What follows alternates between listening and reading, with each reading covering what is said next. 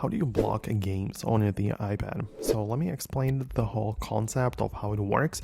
If you are new here and first time on this channel, make sure you subscribe for more tutorials and upcoming videos similar to this.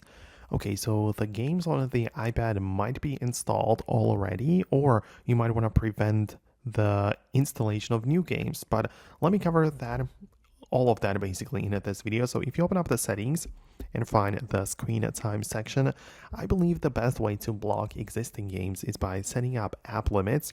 Because if you go there and click on add a new limit, you can see the games.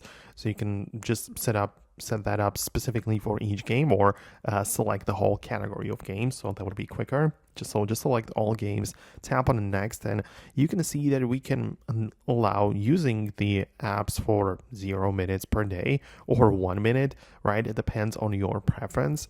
So that is how you can set up the usage of that. So you basically don't allow the games to be open ever, right? You can set up the app limits for specific days as well. So perhaps you allow some screen time for games on the Saturday or something. I don't know.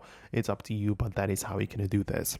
If you want to stop new games or new apps in general from being installed to the iPad, come back to the main screen time section, and part of the content and privacy restrictions, we have the iTunes and App Store, where installing apps may be set to don't allow, which means that the App Store is going to disappear completely from the iPad, and then nothing new will be able to be installed onto the iPad. And that way you not only block existing games, but you also block access to new games. So it depends on what the goal is, but that is how you would be able to set it up.